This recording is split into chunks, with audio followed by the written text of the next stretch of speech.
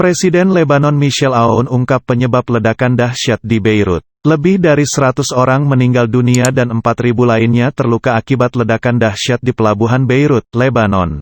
Presiden Lebanon Michel Aoun mengaku telah mengetahui sumber penyebab ledakan. Dalam akun Twitter Kepresidenan Lebanon, Aoun mengungkap penyebab ledakan di Beirut pada Selasa tanggal 4 Agustus waktu setempat itu adalah amonium nitrat. Ia menyatakan, penimbunan 2.750 ton amonium nitrat di sebuah gudang tanpa langkah keamanan tidak dapat diterima. Ia menyatakan, penimbunan 2.750 ton amonium nitrat di sebuah gudang tanpa langkah keamanan tidak dapat diterima. Aoun menekankan, mereka yang bertanggung jawab atas tragedi ledakan di Beirut tersebut harus diganjar hukuman paling berat, seperti dikutip dari kantor berita Anadolu, Rabu, tanggal 5 Agustus tahun 2020. Sementara itu, otoritas Lebanon menyatakan Beirut sebagai daerah bencana akibat peristiwa itu. Dewan Pertahanan Tertinggi Lebanon menyatakan status darurat di ibu kota Beirut selama 2 pekan ke depan. Bersamaan dengan status darurat, alokasi pendanaan rumah sakit untuk menutupi biaya para korban luka, pembayaran kompensasi bagi keluarga korban meninggal dan pasokan gandum menyusul hancurnya tempat penyimpanan gandum akibat ledakan menjadi keputusan yang diambil oleh dewan tersebut. Komite investigasi juga telah dibentuk guna menyiapkan laporan mengenai ledakan dalam 5 hari ke depan. Kebakaran di gudang yang berisi material peledak di pelabuhan Beirut menyebabkan ledakan dahsyat yang meratakan bangunan 3 lantai dan terdengar hingga ke seluruh kota dan pinggirannya. Negara tetangga serta kawasan Timur Tengah, termasuk Turki menyampaikan belasungkawa dan menawarkan bantuan kepada Lebanon menyusul ledakan tersebut.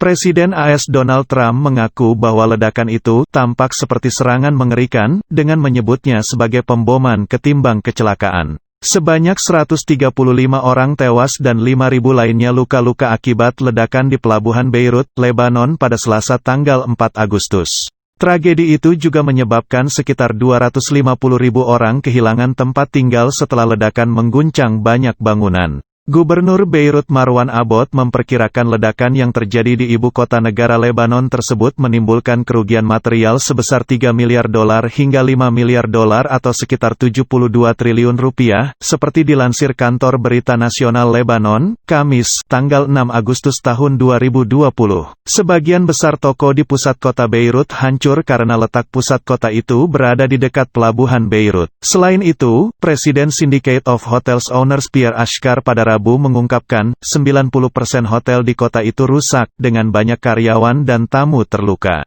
Kelompok Bank Dunia menyatakan siap mengkaji kerusakan dan kebutuhan Lebanon untuk memulihkan diri dari ledakan hebat di pelabuhan Beirut. Bank Dunia akan membantu menggalang dana publik dan swasta untuk mendanai pembangunan kembali dan pemulihan. Bank Dunia mengatakan pihaknya juga akan bersedia memprogram kembali sumber-sumber yang ada saat ini serta mencarikan dana tambah. Bank Dunia mengatakan pihaknya juga akan bersedia memprogram kembali sumber-sumber yang ada saat ini serta mencarikan dana tambahan untuk mendukung pembangunan kembali kehidupan masyarakat yang terdampak oleh bencana ini. Bahan untuk mendukung pembangunan kembali kehidupan masyarakat yang terdampak oleh bencana ini. Namun, Bank Dunia tidak menunjukkan sumber daya mana yang dapat dialihkan untuk upaya pemulihan pasca ledakan. Pada Juni, lembaga pemberi pinjaman pembangunan multilateral itu mengumumkan akan mengalokasikan kembali $40 juta, sekitar 580 miliar rupiah, dari program kesehatan saat ini senilai $120